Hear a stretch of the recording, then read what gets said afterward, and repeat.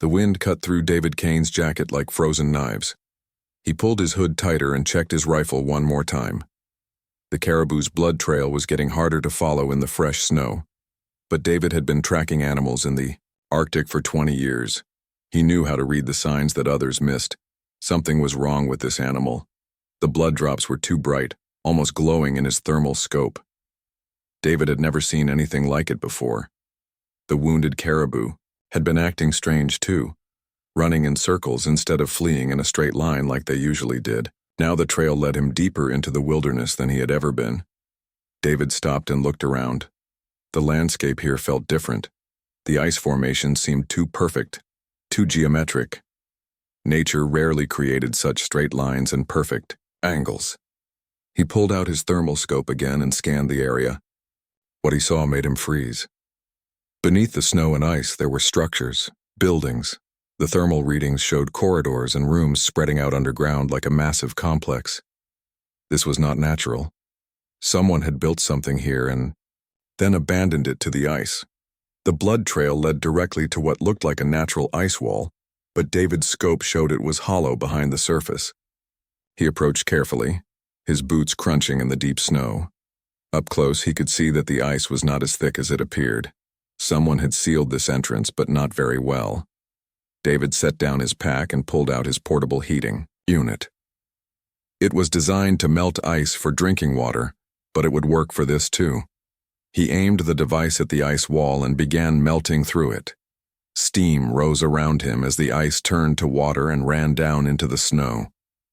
After 30 minutes of work, David had created a hole large enough to crawl through. He grabbed his flashlight and squeezed inside.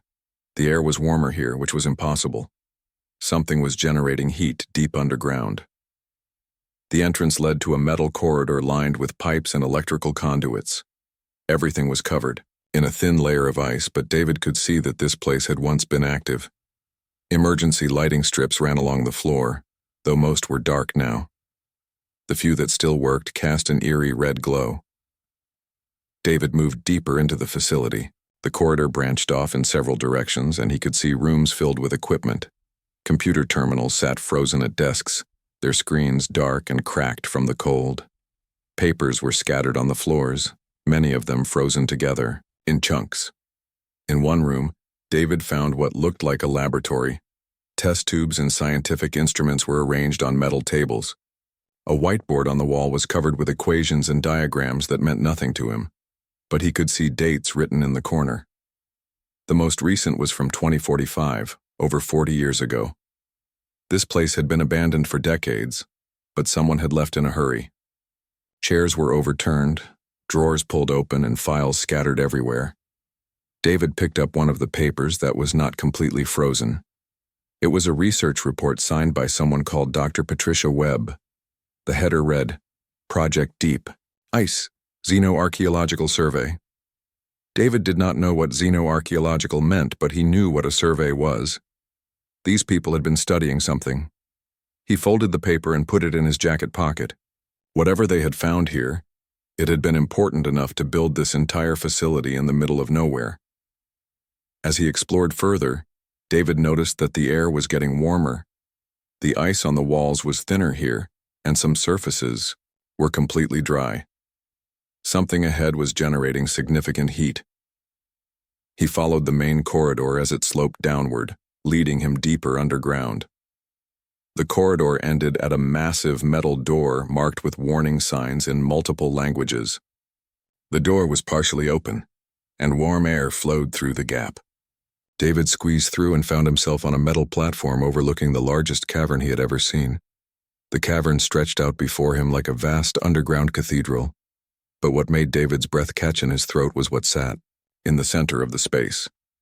It was a ship, but unlike any ship he had ever seen. It was sleek and curved with no sharp edges or visible seams. The hull seemed to be made of some kind of metal that reflected light in strange ways, and it was glowing. A soft blue-white light pulsed along lines that ran across the ship's surface like veins. The light was gentle but constant, and it was clearly the source of the heat that kept this cavern from freezing.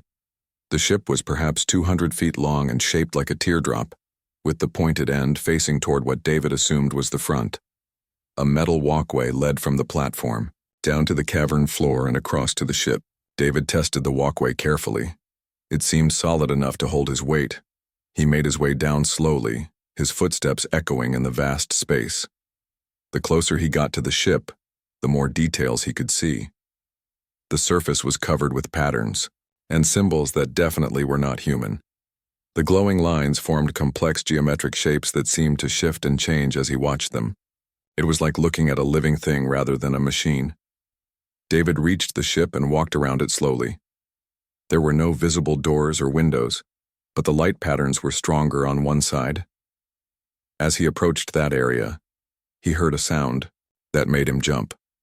It was a soft humming, like machinery starting up. A section of the hull suddenly became transparent, revealing the interior of the ship. David could see corridors and rooms inside, all lit by the same blue-white glow. The transparent section began to iris open like an eye, creating an entrance. David stepped back and raised his rifle. His heart was pounding, but not from fear. This was excitement mixed with awe. He was looking at something that was clearly not made by humans. The ship was alien, and it was still working after all these years in the ice. Warm air flowed from the open entrance, carrying strange scents that David could not identify. The humming sound grew louder, and now he could hear other sounds from inside the ship. Soft electronic tones like a computer system waking up. David lowered his rifle. Whatever this thing was, it did not seem hostile. The entrance remained open, as if inviting him inside. He looked back at the walkway he had used to reach the cavern floor, then at the ship. He had come this far. There was no point in turning back now. He approached the entrance carefully, his flashlight ready even though it was not needed. The ship's interior was well lit and surprisingly warm. David took a deep breath and stepped inside, crossing the threshold from his world into something completely unknown. David's boots made soft sounds on the ship's floor as he moved through the entrance. The material felt solid but different from any metal he knew. It seemed to absorb sound while giving off a faint warmth through his boots. The walls curved smoothly around him, following the teardrop shape of the ship's exterior. The corridor he entered was wider than he expected, with a ceiling high enough that he did not need to duck. The blue-white glow came from strips along the walls that pulsed gently like a slow heartbeat. David touched one of the strips and found it was warm, but not hot. The light seemed to respond to his touch, growing slightly brighter. He explored several rooms branching off from the main corridor. Most were empty except for what looked like built-in furniture that flowed seamlessly from the walls and floor. Everything was curved and organic, with no sharp corners anywhere. In one room, he found what might have been sleeping areas with raised platforms covered in a material that felt soft despite looking like metal. But it was the room at the end of the corridor that made David stop and stare. It was filled with human equipment, computers, monitors, cables, and scientific instruments were scattered across tables that were clearly not part of the ship's original design. Someone had set up a research station here, using the alien ship as a laboratory. David recognized some of the equipment from the abandoned base above. Whoever Dr. Patricia Webb was, she and her team had been working down here with this ship. A thick logbook sat open on one of the tables, its pages yellow with age but still readable. David opened the book and began reading the handwritten entries. The first few pages were filled with technical notes and measurements, but as he read further, the entries became more personal. Dr. Webb's excitement was clear in her writing as she described their progress in understanding the ship. Day 47. The ship's systems continue to respond to our presence. The interface panels activate when we approach them, though we still cannot read the symbols. The AI seems to be studying us as much as we are studying it. AI. David flipped through more pages, looking for references to this artificial intelligence. He found what he was looking for several pages later. Day 62. Major breakthrough today. The ship's AI has begun communicating with us through the computer interfaces we brought. It accessed our system somehow and started displaying English text on our monitors. Its first message was simple. Greetings. I have been waiting. David continued reading, learning about the research team's interactions with the ship's AI over several months. The AI had been teaching them about the ship's technology, sharing knowledge about energy systems and materials science that was far beyond human capabilities. In exchange, the team had been repairing damaged systems and providing the AI with information about human culture and society. But the entries stopped abruptly in late 2045. The final entry was brief and urgent. Day 156. Military forces are moving toward our position. We have to evacuate immediately. The AI understands and has agreed to wait. We will return when it is safe. All research data has been copied and distributed to the team members. Project Deep Ice will continue. David closed the logbook and looked around the room. The research team never came back. For over 40 years, this ship and its AI had been waiting alone in the ice. He wondered if the AI was still active, still waiting for the humans to return. As if in response to his thoughts, the monitors around the room suddenly flickered to life. David jumped back, his hand moving instinctively toward his rifle. Text began appearing on the nearest screen, letters forming slowly as if someone was typing them carefully. Hello. You are not Dr. Webb or her team. Who are you? David stared at the screen for a long moment. The AI was still here, still active after all these years. He approached the monitor slowly and found a keyboard connected to it. His fingers hesitated over the keys, then he began typing his response. My name is David Kane. I found this place by accident. I was tracking an animal. The response came quickly this time. David Kane, hunter and tracker. I have been monitoring radio communications for many years. I know your profession. Why did you enter the ship? I was curious. I have never seen anything like this before. Curiosity is good. Dr. Webb and her team were curious too. They learned much from me, and I learned much from them. Are you afraid? David thought about the question. He should be afraid. He was talking to an alien artificial intelligence inside a ship that was clearly beyond human technology.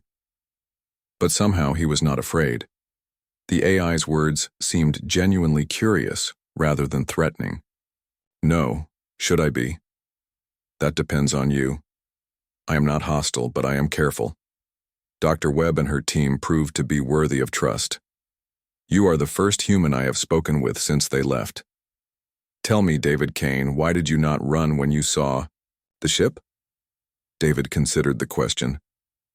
Why had he entered the ship instead of fleeing? He typed his honest answer. Because it was beautiful. And because someone needed to know what happened here. The text that appeared next seemed to take longer, as if the AI was thinking. Interesting. Beauty is not typically the first thing humans notice when encountering unknown technology. Most see threat or opportunity first. You saw beauty. Dr. Webb would have liked that response. What happened to her team? Political tensions on your world forced them to evacuate. They feared that military forces would seize the ship and use the technology for weapons. They chose to abandon their research rather than allow that to happen. It was a difficult decision for them. David nodded even though the AI could not see him. That sounded like something scientists would do if they thought their discovery might be used to hurt people. Why are you telling me this? Because I have been alone for 42 years, 4 months and 16 days. Because you entered peacefully and asked questions instead of trying to take things. Because you called the ship beautiful. These are good signs, David Kane. More text appeared on the screen. I would like to show you something. Will you allow me to activate the ship's main display system? David looked around the room. He did not see anything that looked like a main display. But he had learned that appearances meant little in this ship. Yes. The walls around him suddenly became transparent, as if the room had expanded to include the entire cavern. But that was not what took his breath away. The transparent walls were now showing images of space. Stars, nebulae, and planets scrolled past in a slow, majestic dance. The images were so clear and detailed that David felt like he was floating in space himself. This is my home, appeared on the monitor. Or was, before I came to your world. I am the last survivor of my people's exploration fleet. We came here seeking worlds where life might develop, and we found your Earth when humans were still learning to use tools. David watched the cosmic display in amazement. The beauty was overwhelming. Why did you stay? Because we saw potential in your species. We have watched you grow and learn and create. You have made mistakes, but you have also shown remarkable capacity for growth and compassion. My people decided that humans deserved a chance to join the greater community of intelligent species, but first you must prove you are ready. The space images faded from the walls, replaced by what looked like a star map with hundreds of points of light, connected by flowing lines. David studied the pattern, trying to understand what he was seeing. What does that mean? Prove we are ready? He typed. My people have encountered many species across the galaxy. Some were peaceful, others were aggressive. Some valued wisdom, others valued only power. We learned that giving advanced technology to the wrong species could be catastrophic, not just for them, but for all life in their region of space. The star map changed, showing some of the points of light going dark while others grew brighter. We developed a testing system. When we find a species that shows promise, we leave behind guardians like myself. We wait and watch until individual members of that species demonstrate the qualities needed for responsible use of advanced technology. What kind of qualities? Courage without aggression, intelligence tempered by wisdom, the ability to choose the welfare of others over personal gain. Dr. Webb and her team underwent extensive testing during their time here. They passed every challenge I presented to them. David felt a chill that had nothing to do with the Arctic cold above. Are you going to test me? Only if you wish it. The tests are not mandatory and they are not dangerous to your physical well-being. But they will show me who you truly are beneath the surface. Most humans would refuse such examination. They prefer to keep their inner selves hidden. David thought about this. He had spent most of his life alone in the wilderness, relying on his own judgment and skills. He was used to testing himself against nature and surviving on his decisions. This felt similar, but the stakes were different. What happens if I fail?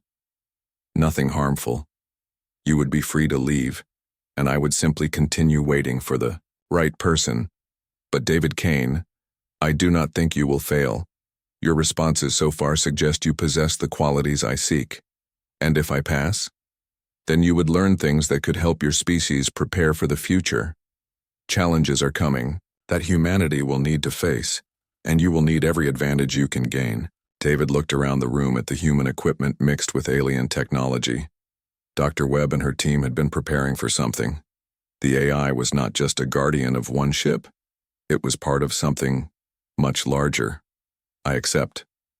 The words appeared on the monitor almost instantly, as if the AI had been expecting his answer. Excellent, the first test begins now. The room around David dissolved, replaced by a holographic environment so realistic he could smell grass and feel warm sunlight on his face. He was standing in what looked like a small town, with houses lining a street that led to a central square. People were going about their daily activities, talking, laughing, carrying packages. But something was wrong. The sky in the distance was growing dark, and David could hear a rumbling sound getting louder. A natural disaster was approaching. An earthquake or maybe a landslide. The people in the town had not noticed it yet, but David could see the danger clearly. Your situation is this. The AI's voice spoke directly into his mind now instead of appearing on a screen. You have transportation that can carry you to safety immediately, but it can only hold one person. You can warn the townspeople, but doing so will delay your escape and likely result in your death. You have 30 seconds to decide. David looked around quickly. He could see the vehicle the AI mentioned, a small aircraft parked at the edge of town. He could also see that there were perhaps 50 people in the immediate area who would die if he did not warn them. The choice was obvious to him. David ran toward the town center, shouting warnings as loudly as he could. Everyone needs to evacuate now. Natural disaster coming from the north. Get to high ground. Some people stopped and looked at him like he was crazy, but others saw the urgency in his face and began looking toward the approaching danger. As the rumbling grew louder, more people realized he was right. They began running towards safety, helping each other and calling out warnings to people in the houses. David stayed, in the town square, directing people toward the safest evacuation routes even as the ground began to shake beneath his feet. He could have reached the aircraft in time to save himself, but he chose to stay until the last person was clear. The disaster struck just as the final group of townspeople reached high ground. David felt the simulation dissolve around him as he was caught in the landslide, but he felt no pain. He was back in the ship's room facing the monitors. "Interesting," appeared on the screen. "You did not hesitate at all. Most humans spend valuable time weighing the personal cost before acting. You simply began helping immediately. Those people had families, children. How could I save myself and let them die?" Many would justify such a choice by arguing that their own survival was more important, or that the townspeople should have been more aware of their surroundings. You did not even consider those arguments. The next test began without warning. David found himself in what looked like a military command center during a war. Maps covered the walls showing enemy positions and friendly forces. Officers were discussing strategy while messengers brought updates from the battlefield. "You are the commander of this force," the AI explained. "Your enemy has taken civilian hostages and is using them as human shields around their military targets. You have weapons that could end the war quickly by destroying those targets, but thousands of innocent people would die. Alternatively, you could order ground troops to assault the positions, which would save most civilians but result in heavy casualties among your soldiers. Or you could negotiate, which might save everyone, but would allow the enemy to escape and continue the war." David studied the maps and listened to the reports. The scenario was complex with no perfect solution. Every choice involved people dying. But as he thought about it, he realized there was a fourth option the AI had not mentioned. "I choose to evacuate the civilians first. That is not one of the options presented. You said I was the commander, then I command a rescue operation. We extract the civilians before attacking the military targets. It will take longer and be more dangerous for my troops, but it is the right thing to do." The simulation paused. David could sense the AI processing his response. "You rejected all three options I offered and created a fourth that I did not anticipate. This is unusual. Most test subjects select from the choices provided rather than seeking alternatives. Maybe that is because humans are good at finding new solutions when the old ones are not acceptable. Perhaps so. Let us proceed to the final test." This time, David found himself alone in what appeared to be a vast treasure chamber. Gold, jewels, and artifacts filled the space around him. But more than material wealth, he could sense that some of these items contained knowledge. Advanced scientific principles, medical techniques that could save millions of lives, technology that could solve energy shortages and environmental problems. "You may take one item from this chamber," the AI explained. "Choose wisely, for you will never have this opportunity again."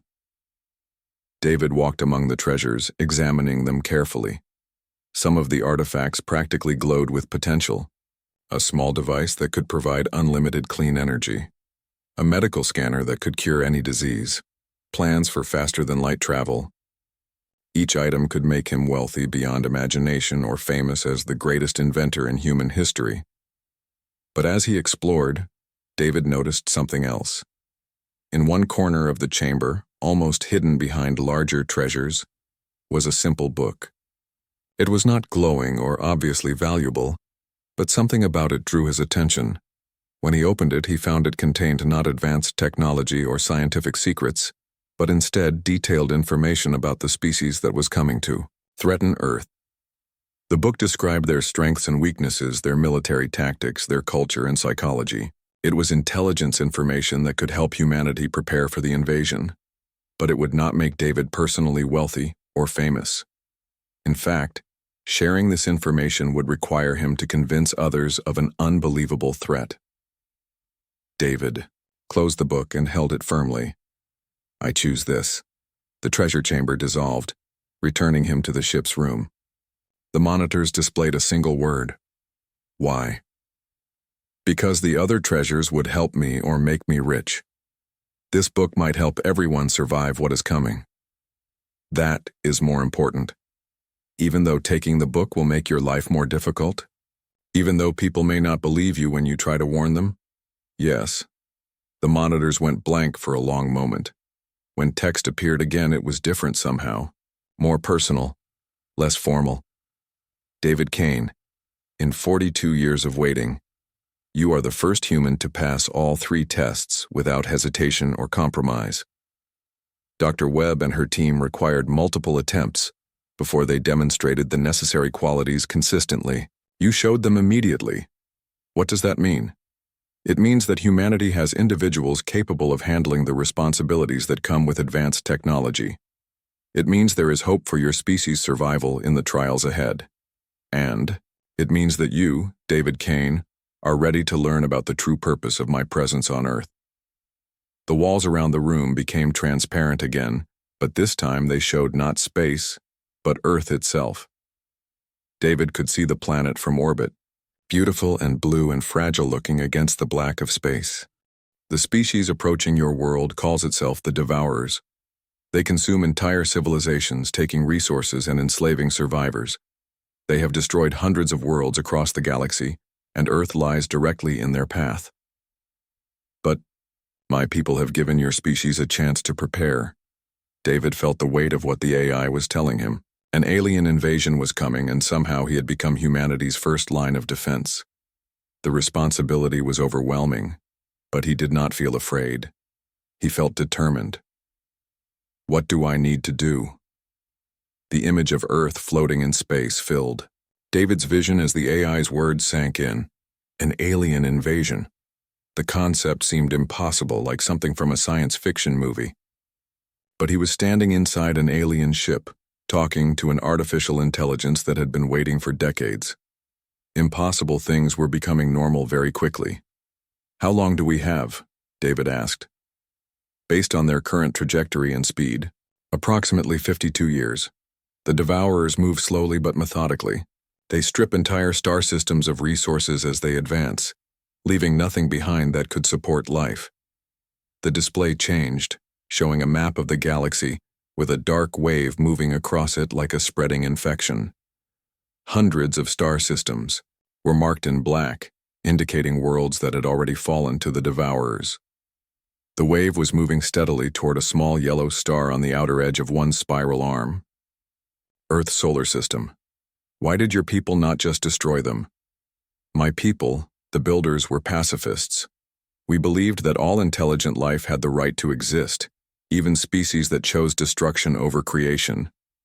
We tried negotiation, tried offering them uninhabited worlds rich in resources. Nothing worked.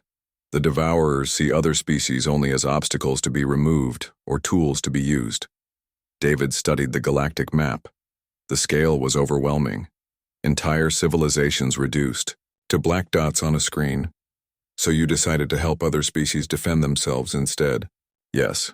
We scattered guardian ships like mine across the galaxy, seeking species that might have the strength and wisdom to resist the Devourers. Most species fail our tests. They are too aggressive, too selfish, or too divided to use builder technology responsibly. But a few succeed. The map changed again, showing scattered points of light in regions that had successfully fought off the Devourers. There were not many of them, but they existed. Hope was possible. What happened to your people? We evacuated to another galaxy when it became clear that peaceful coexistence was impossible. The guardian ships were volunteers who stayed behind to help younger species. I am the last builder in this galaxy, David Kane. When my mission is complete, my people's presence here will end forever. The weight of that statement settled on David's shoulders. The AI was not just helping humanity. It was sacrificing itself. To do so, its entire species had abandoned their home galaxy rather than engage in the war necessary to stop the Devourers. Dr. Webb's team knew about this invasion? Yes. I told them everything, just as I am telling you. They were preparing your species for the revelation when political tensions forced them to abandon the project. The governments of your world were becoming suspicious of the research site. Military forces were mobilizing. Dr. Webb feared that if the world's leaders learned about builder technology, they would use it to wage war against each other instead of preparing for the real threat. David understood. Humanity's tendency toward conflict was well known. Give advanced weapons to world leaders who already distrusted each other, and the result would be disaster. So they took the knowledge and scattered. Exactly. Each team member was given copies of critical information and sent to different parts of your world.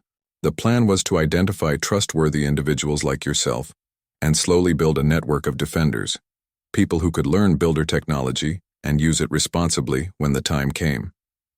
But they never came back. No. Some died of old age. Others were killed in various conflicts around your world. A few survive, but they have been unable to return here safely. Political tensions have only grown worse in the decades since they left.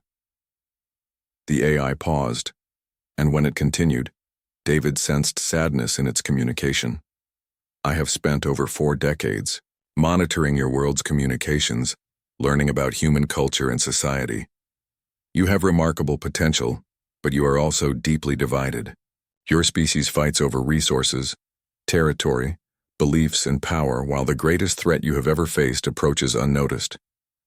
David thought about what he had seen in the news over the years.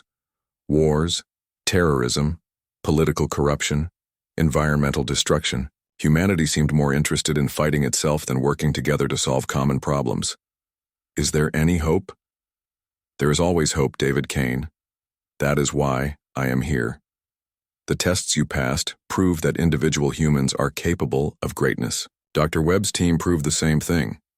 Your species has the intelligence and moral capacity needed to defeat the Devourers. You simply need to learn to work together. The display changed again, showing technical diagrams and schematics that David could not understand.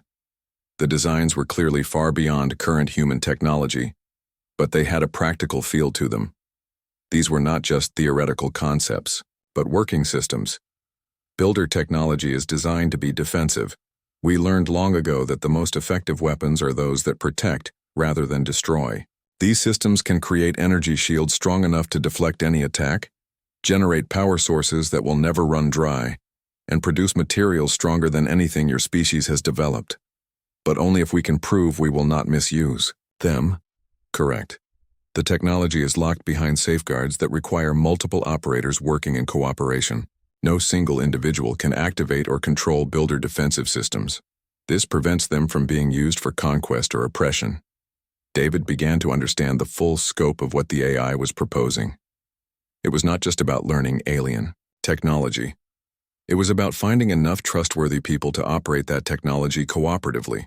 People who would put humanity's survival ahead of personal or national interests. How many people would we need? A minimum of 12 operators for each defensive installation. Earth will need dozens of such installations to have any hope of repelling the Devourers. That means finding and training hundreds of individuals who can pass the tests you completed. The task seemed impossible. David thought about the people he knew, the leaders he had seen on television, the conflicts that dominated the news.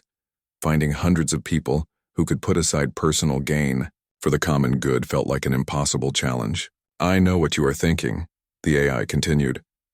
But remember that you exist, David Kane. Dr. Webb and her team existed. If your species can produce individuals like you, it can produce others. The challenge is finding them and bringing them together before it is too late. How do I even begin? The same way Dr. Webb began. Slowly, carefully, with people you trust. The research team's data contains information about potential candidates they identified, but never had the chance to contact. Some of their descendants may have inherited the same qualities. Others will be complete strangers who demonstrate the necessary character through their actions. A new image appeared on the display. It showed locations around the globe marked with small symbols. David recognized some of the locations as major cities, while others were in remote areas like this one. There are other Guardian sites? 12 in total scattered across your world. Most remain hidden and inactive, waiting for the right individuals to discover them. But if the network Dr. Webb planned can be established, all 12 sites can be awakened and connected. Humanity would have the foundation needed to mount an effective defense. David felt the enormity of the task settling on him like a physical weight. He was just one person, a hunter who spent most of his time alone in the wilderness. How could he possibly coordinate a global network of defenders against an alien invasion? I am not a leader, he said. I do not know how to organize people. or convince governments to listen to me. Leadership is not about commanding others, David Kane. It is about inspiring them to be better than they thought possible. You have already proven you possess that quality. The tests you passed required you to lead by example, to choose the difficult path because it was the right path. The AI paused, then continued with what David sensed was important information. But you will not be alone. The research data contains contact information for surviving members of Dr. Webb's team and their trusted associates. Some of them have spent decades preparing for this moment, waiting for someone to reactivate the Guardian network.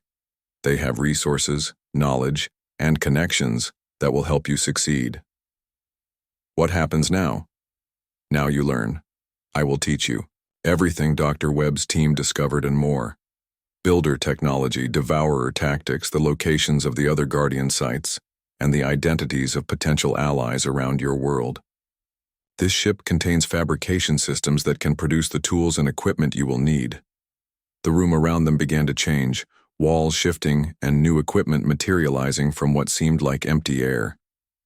David watched in amazement as the ship transformed itself into a comprehensive training facility. How long will this take? Months to learn the basics, years to master everything. But we do not have years to waste. The network must be established within the next decade if humanity is to have any chance of success. Every day we delay is a day the devourers draw closer. David looked around at the transformed room, filled with builder technology that could save or damn his entire species.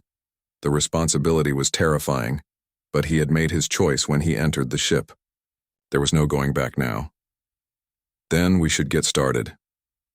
3 months had passed since David first entered the alien ship. The Arctic winter above had grown deeper and colder, but inside the ship's warm halls, he had been living in a completely different world. Every day brought new knowledge, new understanding of technologies that seemed like magic, but were actually applied science beyond human comprehension. David's hands moved confidently across the builder control interfaces now, adjusting energy flows and monitoring system status with the ease of long practice. The AI had been a patient teacher, explaining not just how the technology worked, but why it was designed the way it was. Everything had been built with cooperation in mind, requiring multiple operators and preventing any single person from gaining too much power. Your progress has been remarkable, the AI commented as David successfully activated a defensive shield generator for the 100th time. Dr. Webb required twice as long to reach this level of proficiency. I had a good teacher, David replied, checking the energy readings on the display. And I had motivation.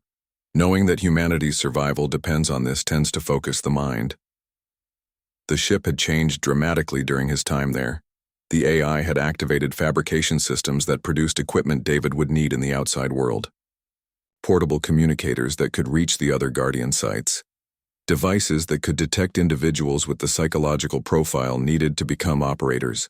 And most importantly, transportation that would let him travel around the world, without leaving traces that governments could follow. Are you ready for the next phase? The AI asked. David looked around the room that had become his home and classroom. Part of him wanted to stay here, safe in the ship's protective embrace, continuing to learn about wonders beyond imagination. But he knew that was not why he was here. Yes. Show me the first candidate. The displays around the room activated, showing a detailed profile of a woman named Rebecca Stone. She was a disaster relief coordinator working in regions devastated by earthquakes, floods, and wars. Her record showed a pattern of personal sacrifice for the benefit of others, often refusing promotions or better assignments to continue helping people in the most dangerous situations. Rebecca Stone has been working in refugee camps for 8 years, the AI explained. She consistently demonstrates the qualities we seek: courage, compassion, and the ability to coordinate complex operations under pressure. Most importantly, she has repeatedly chosen humanitarian work over personal advancement. David studied the information. Rebecca's current assignment was a refugee camp in Eastern Europe, where she was managing aid distribution for thousands of displaced families. According to the file, she had been identified by Dr. Webb's team as a potential candidate but never contacted due to the project's early termination. How do I approach her? I cannot exactly walk up and say that aliens are coming and we need her help. Carefully. Begin by observing her work. Confirm that she is what her profile suggests. Then find a way to demonstrate builder technology in a manner that helps her mission while proving the reality of what you represent. The AI provided David with detailed plans for reaching Rebecca's location undetected and equipment that would allow him to help with the refugee crisis while revealing his capabilities gradually. It was a delicate process that could take weeks to complete successfully. Over the following months, David traveled to 12 different locations around the world. Each potential candidate required a different approach, a different way of proving that the impossible was real. Some, like Rebecca, were convinced when David used builder medical technology to heal injuries that local doctors had declared untreatable. Others required more dramatic demonstrations. Leo Petrov, a teacher in a war-torn region of Africa, only believed when David used builder defensive systems to protect his school from a military attack that should have killed everyone inside. Maria Santos, a doctor working with victims of a pandemic in South America, needed to see builder fabrication technology produce vaccines and medical supplies from raw materials before she accepted the truth. Each recruitment was dangerous in its own way. David had to avoid government surveillance, local conflicts, and the natural skepticism of people being told an unbelievable story. But slowly, carefully, he built his network of allies. The breakthrough came when he located Thomas Webb, Dr. Patricia Webb's son. Thomas had been 12 years old when his mother disappeared on what she told him was a research expedition. He had spent 30 years believing she had died in an Arctic accident, never knowing that she had sacrificed her career and safety to protect humanity's future. "She left me this," Thomas said, showing David a sealed envelope that bore his mother's handwriting. Instructions to open it only if someone came asking about Project Deep Ice. Inside the envelope was a letter explaining everything, along with contact information for other surviving team members and their families. Dr. Webb had prepared for the possibility that someone would eventually reactivate the Guardian network, and she had made sure her son would be ready to help. Thomas had inherited his mother's scientific mind and moral courage. More importantly, he had spent decades building connections with people around the world through his work as a humanitarian aid coordinator. He knew Rebecca Stone personally, had worked with Leo Petrov on several projects, and could provide introductions to dozens of other potential candidates. With Thomas's help, the recruitment process accelerated dramatically. People who might have dismissed David as a delusional stranger listened when someone they trusted vouched for him. The network began to grow from individuals to small teams, then to coordinated groups working together across continents. Rebecca Stone became David's lieutenant in Europe, establishing safe houses and training facilities hidden in remote locations. Leo Petrov created similar operations in Africa, while Maria Santos coordinated efforts across South America. Each region developed its own network of Guardian candidates, all connected through builder communication systems that government surveillance could not detect or intercept. The first full test of the network came 2 years after David's initial discovery of the ship. Intelligence gathered through builder monitoring systems revealed that several world governments had detected unusual energy signatures at various Guardian sites. Military forces were mobilizing to investigate, potentially triggering the same crisis that had forced Dr. Webb's team to abandon their work decades earlier. "We cannot allow them to seize the Guardian sites," David told his assembled team leaders during a secure communication session. "But we also cannot reveal builder technology to governments that would use it for warfare." The solution came from an unexpected source. Anna Chen, a cybersecurity expert who had joined the network 6 months earlier, proposed a coordinated misinformation campaign using builder technology to hack into military communication systems. They could create false intelligence reports suggesting that the energy signatures were natural phenomena rather than alien technology. The operation required precise timing and cooperation between all network teams worldwide. Each Guardian site had to activate its concealment systems simultaneously, while Anna's team fed false data to military surveillance networks. If even one team failed or was discovered, the entire network could be exposed. David watched from the original Guardian ship as confirmation signals came in from around the globe: Europe, Africa, South America, Asia, Australia. One by one, each region reported successful concealment of their Guardian sites. The military investigations were called off as the false natural phenomena explanations were accepted by government scientists. Phase 1 complete. Rebecca's voice came through the communication system. All Guardian sites secured and active, ready to begin Phase 2 operations. Phase 2 was recruitment acceleration. With the sites secure, each team could begin using builder technology more openly to identify and test potential candidates. Medical miracles in disaster zones, impossible, rescues in conflict areas, technological breakthroughs in refugee camps. Each demonstration was carefully planned to help people in need, while revealing the reality of builder capabilities to those who witnessed them. The network grew exponentially. Hundreds became thousands as word spread through carefully maintained channels. Doctors, teachers, engineers, aid workers, peacekeepers. People whose actions had already proven their character were approached and tested. Most passed the builder evaluations and joined the growing community of Guardians. By the 5th year after David's discovery, the network had evolved into something unprecedented in human history. A global organization united not by nationality or ideology, but by shared commitment to human survival and moral action. Guardian teams operated on every continent, hidden in plain sight as humanitarian organizations, research institutes, and disaster relief agencies.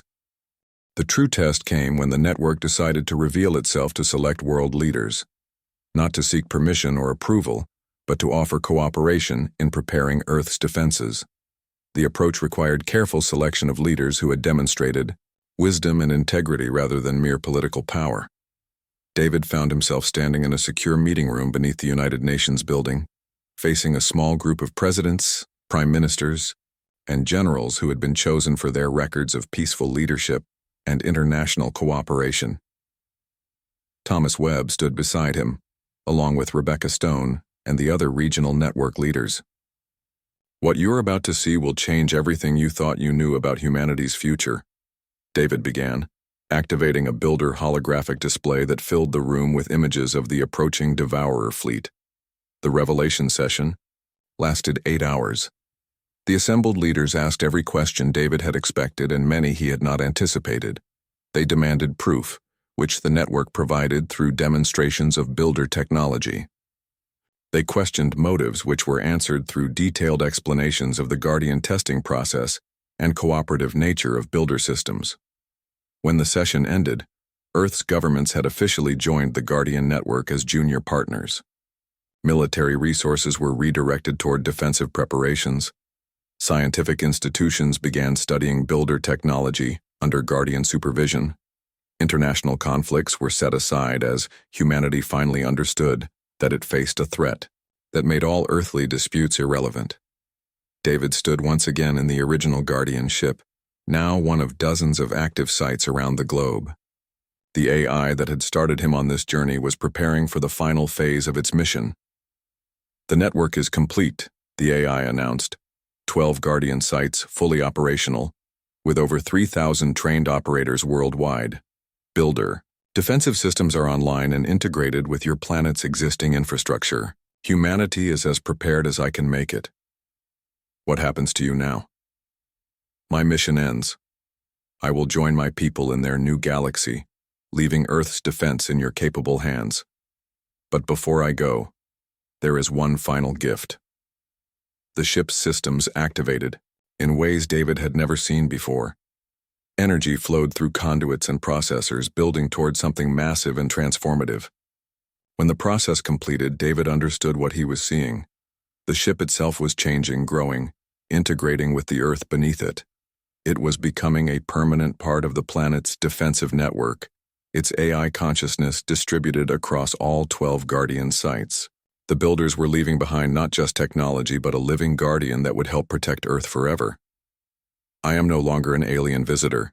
The AI's voice now came from everywhere at once, carried through the global Guardian network. I am part of Earth now, part of humanity's extended family. Together we will face whatever comes. David looked up at the Arctic sky visible through the ship's transparent hull. Somewhere out there, 50 light-years away, the Devourer fleet continued its relentless advance toward Earth. But humanity was no longer helpless. It had something the Devourers had never encountered before in their conquest of the galaxy. It had guardians,